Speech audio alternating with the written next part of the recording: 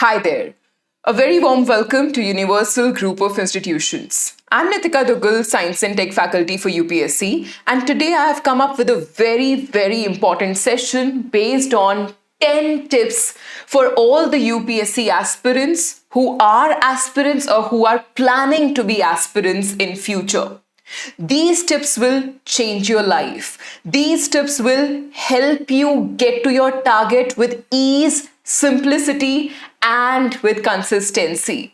Let's see the first tip that you must know if you're preparing for UPSC or if you're planning to prepare it in future.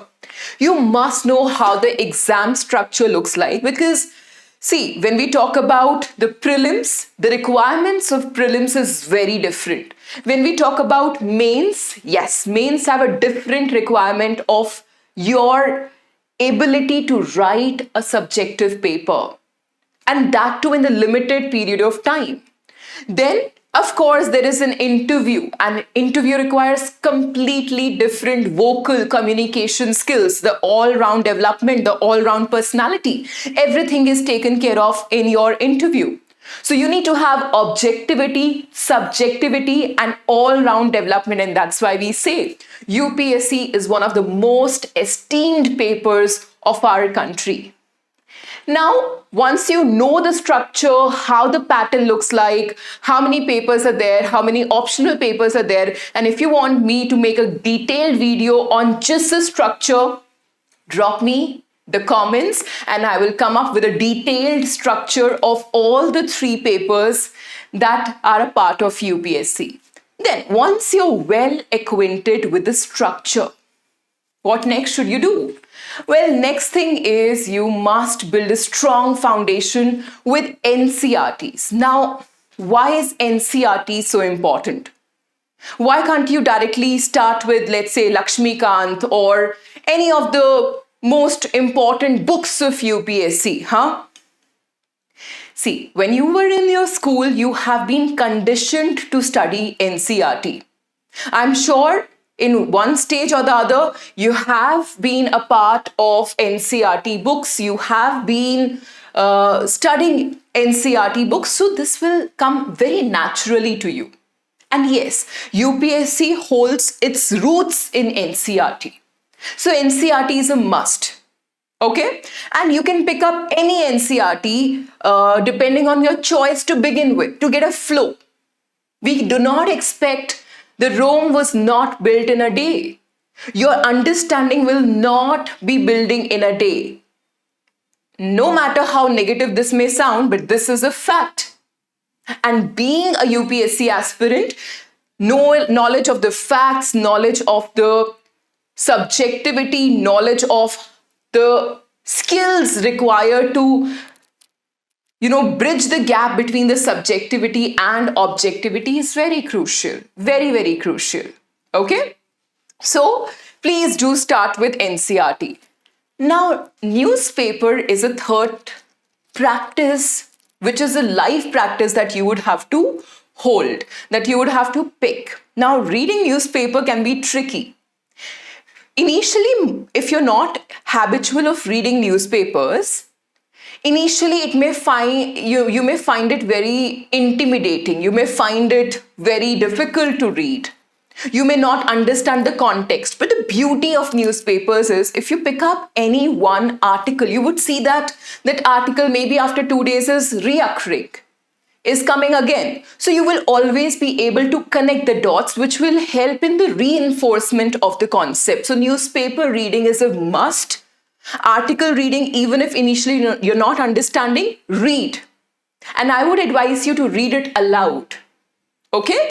So, newspaper, come on. If you're a UPSC aspirant, forget about, you cannot ace your UPSC exam without getting a hang of how the newspaper reading looks like, how to extract data on your own. Yes, there are videos which will do the newspaper analysis, the Hindu newspaper analysis.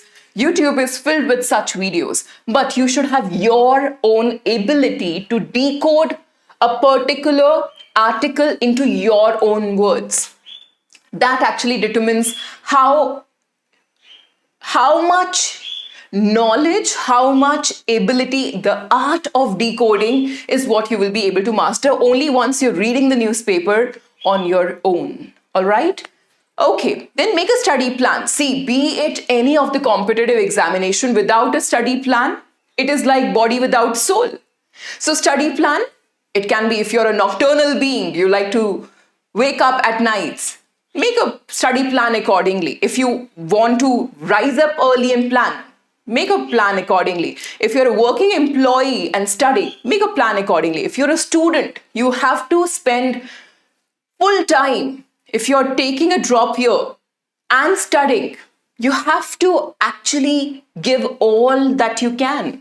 So your study plan is like no shoe fits all. You have your own shoe size. You have your own individual study plan that you have to cater to, right? So now the tip number 5 is you plan at the first only. See, you get a hang once you're starting. If you've already tasted all the subjects, you would be knowing which optional works best for me. But if you're in a nascent stage, the starting stage, and you're confused which optional subject to choose, please spend time with NCERT and keep your options ready. Eliminate the options only after you have seen the previous year papers, right?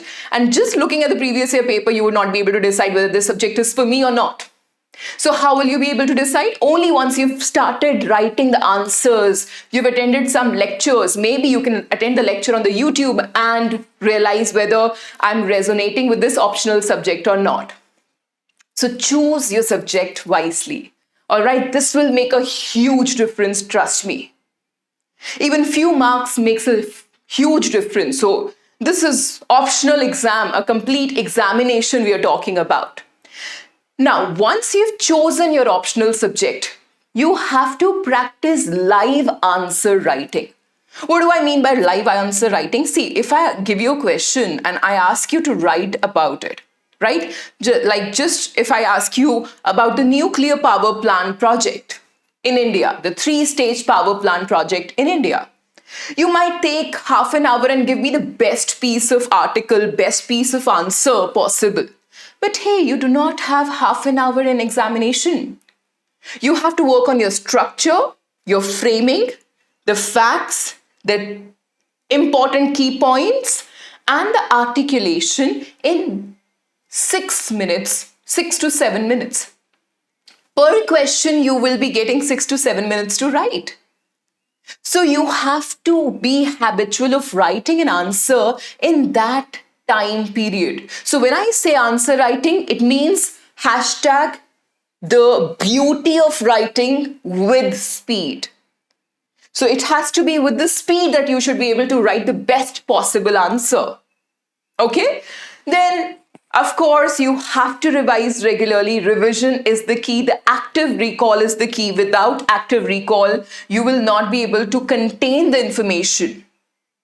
So whatever you're studying, revision is a must, needless to say. All right? Then, of course, without mock test, you will not be knowing. Never wait for my entire syllabus will be over and then I will start giving the mock test. This is a hoax. This is a myth. You will never get confident, okay, now I will be giving mock test because now my syllabus is over. Mind you, mock tests are your mirror. They will show you a mirror and will let you know how your prep is going on. So attempt the mock test. Of course, now what I have seen, what all the faculties dealing with such competitive examinations have seen is people get absolutely disdained, distressed.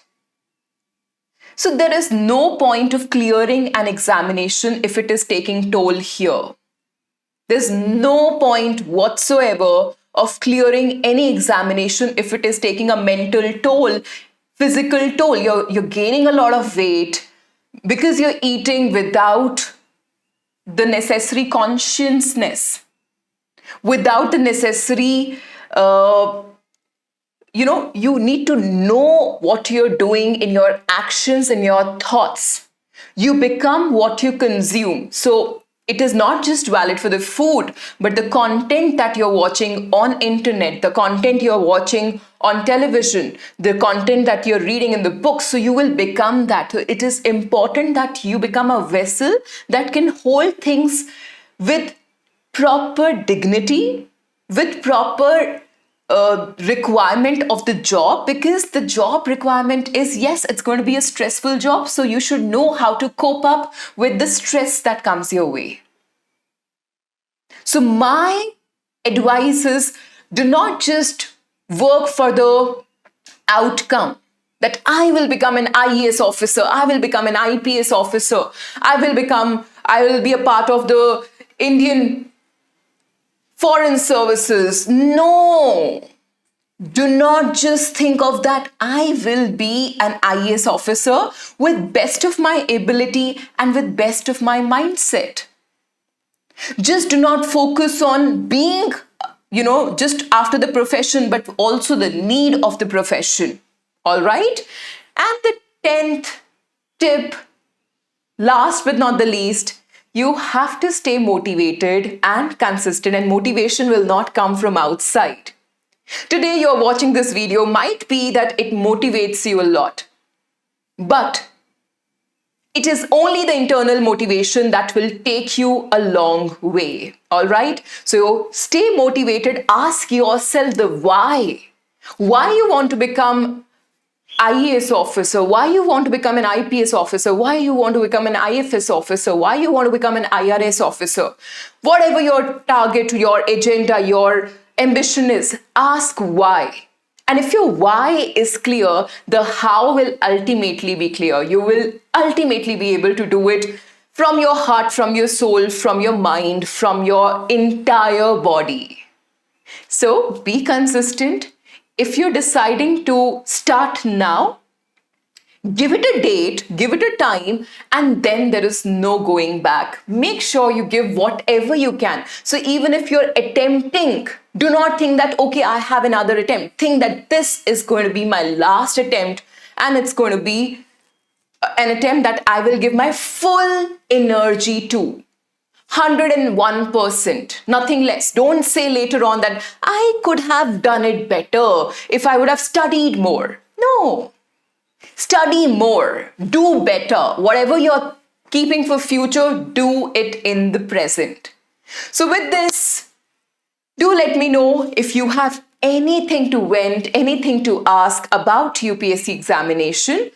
Please feel free to use a comment session where you can just vent your emotions and let me know how you found today's session. All the very best. More power to you. You will do it, you can do it, and you must do it. Bye-bye.